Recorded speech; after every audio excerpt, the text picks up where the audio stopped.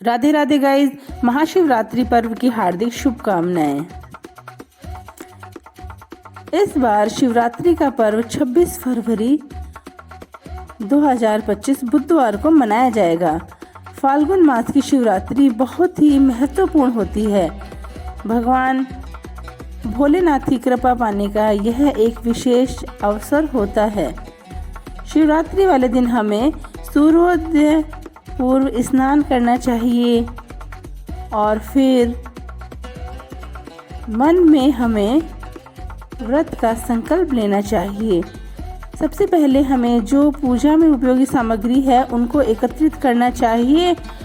फिर एक लकड़ी की चौकी पर सफ़ेद कपड़ा बिछाकर पुष्प या चावल का आसन देकर शिव जी की तस्वीर की स्थापना करनी चाहिए, गणेश जी की स्थापना करनी चाहिए और एक प्लेट में हमें शिवलिंग स्थापित करने चाहिए।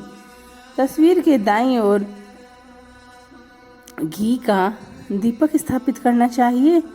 दीपक भी हमें चावल का आसन देकर स्थापित करना चाहिए। अगर हमसे बन पाए तो हमें चावल का अष्टदल कमल भी बनाना चाहिए। फिर हम बाएं हाथ से दाएं हाथ में जल लेकर हाथों को शुद्ध करेंगे। ओम नमः शिवाय मंत्र का जाप करेंगे और दोनों हाथों को धोकर थोड़ा जल लेकर पिएंगे। फिर पुनः हाथ धोकर खुद को तिलक लगाएंगे और जो अपने परिवार के सदस्य हैं उन सभी को तिलक लगाएंगे। फिर हम घी का दिया प्रज्वलित करेंगे। घी का दिया हम इसलिए जलाते हैं, कहते हैं जो दीपक होता है वो पूजा का साक्षी माना जाता है।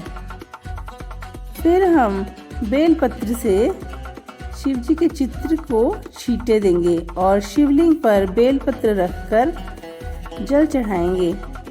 जो हम जल चढ़ाते हैं वो हम तांबे के लोटे में लेंगे और उसमें थोड़ा सा गंगा जल भी मिलाएंगे और शिव जी का अभिषेक करेंगे।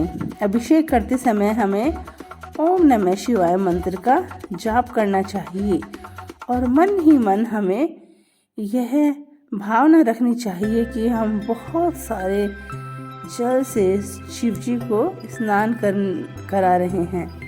फिर हमें पंचामृत में पुष्प डालकर तस्वीर को छींटे देने चाहिए और शिवलिंग पर हमें पंचामृत चढ़ाना चाहिए। फिर हमें चंदन का तिलक लगाना चाहिए भगवान भोलेनाथ को और जो तस्वीर है उनको सफ़ेद पुष्प की माला चढ़ानी चाहिए। हल्दी, कुमकुम, भस्म आदि का हमें शिवलिंग को टीका लगाना चाहिए।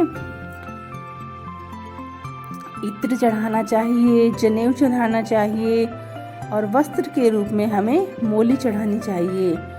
और फिर 108 बेलपत्र हमें थोड़ा थोड़ा चंदन लगाकर शिव जी को चढ़ाना चाहिए और पुष्प चढ़ाने चाहिए। पुष्प में जो आंकड़े के पुष्प होते हैं उनसे तो शिव जी बहुत ही प्रसन्न होते हैं। भांग, धतूरा, फल, मिठाई चढ़ाने चाहिए और फिर हमें एक सिक्का, सुपारी, नारियल हाथ में लेकर प्रार्थना करनी चाहिए और हमारी जो भी इच्छा है वो हम शिव जी के सामने मांग सकते हैं। शिव जी हमारी मनोकामना अवश्य ही पूर्ण करनी चाहिए। फिर हमें यह सिक्का, सुपारी और नारियल शिव जी के चरणों में रखने चाहिए और इच्छानुसार दक्षिणा रखनी चाहिए। कहते हैं दक्षिणा जो पूजा में किसी भी सामग्री की कमी रहती है उनको पूर्ण करता है। फिर हमें कपूर और घी का दिया जलाकर आरती करनी चाहिए। आरती से पूर्व हमें कथा का श्रवण और वाचन करना चाहिए। इस दिन भगवान भोलेनाथ की कथा सुनना भी बहुत ही शुभ माना जाता है और हमें ओम नमः शिवाय मंत्र का 108 बार जाप करना चाहिए। महामृत्युंजय मंत्र का जाप भी इस दिन बहुत ही शुभ माना जाता है। महामृत्युंजय मंत्र का जाप हमें कम से कम 5 बार तो अवश्य ही करना चाहिए। महामृत्युंजय मंत्र में इतनी शक्ति होती है कि इससे हम मृत्यु पर भी विजय प्राप्त कर सकते हैं। यह बहुत ही प्रभावशाली मंत्र होता है। फिर हमें शिव जी को पुष्पांजलि अर्पित करनी चाहिए। पुष्पांजलि में हम हाथ में पुष्प लेकर शिव जी से प्रार्थना करेंगे कि शिव जी भगवान, अगर हमसे पूजा में कोई भी गलती हुई हो तो हमें क्षमा करें। हे भोलेनाथ, आपकी दया हम पर हमेशा बनाए रखें।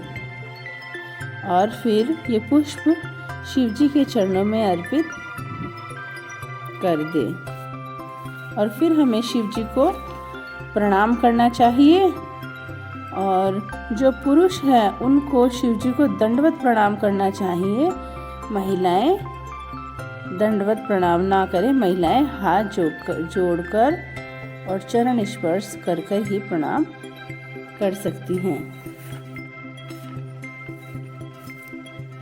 इस दिन हमें, वैसे तो कहा जाता है शिवरात्रि का व्रत फलाहार का ही होता है, परंतु कई लोगों की तबीयत खराब रहती है, उनका स्वास्थ्य सही नहीं होता है, तो वे दिन में फलाहार लेकर सायंकालीन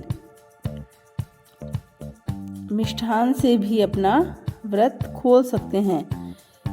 इस दिन हमें ब्रह्मचर्य का पालन करना चाहिए, किसी पर क्रोध नहीं करना चाहिए, किसी को अपशब्द नहीं बोलने चाहिए, हमारे भाव विचार शुद्ध